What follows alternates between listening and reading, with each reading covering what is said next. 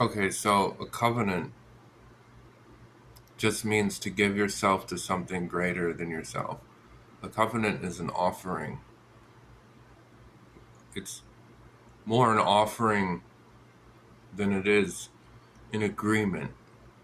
Truly, you can covenant with anything, and it's a temptation to covenant with things which are destructive.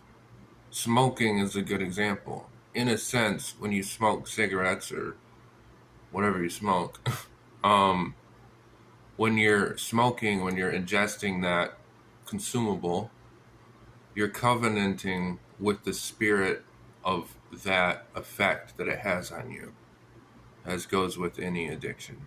I don't know if that analogy works, but I'm just going with it.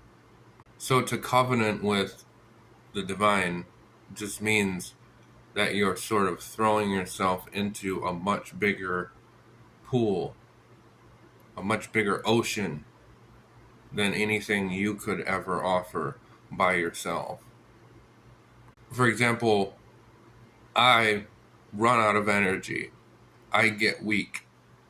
If I work a day, my muscles wear out, it's typical. But God, the provider and sustainer and destroyer of the material existence, God is strength. God isn't strong. God doesn't have the attribute of being strong. God is strength. The idea behind covenant, as an example, is that you're covenanting with the source of, in this case, strength. Or the strength, not just physical, but emotional, spiritual, moral strength. You're covenanting with the source, with the ocean, rather than the limits of your own vessel. I would add that covenant is also an exchange of amplification.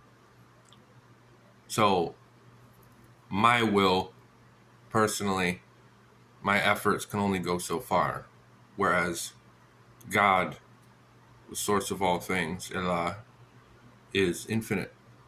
The covenant with God or Allah is to place your faith in the infinite and inexhaustible rather than to rely on things which are limited by their nature.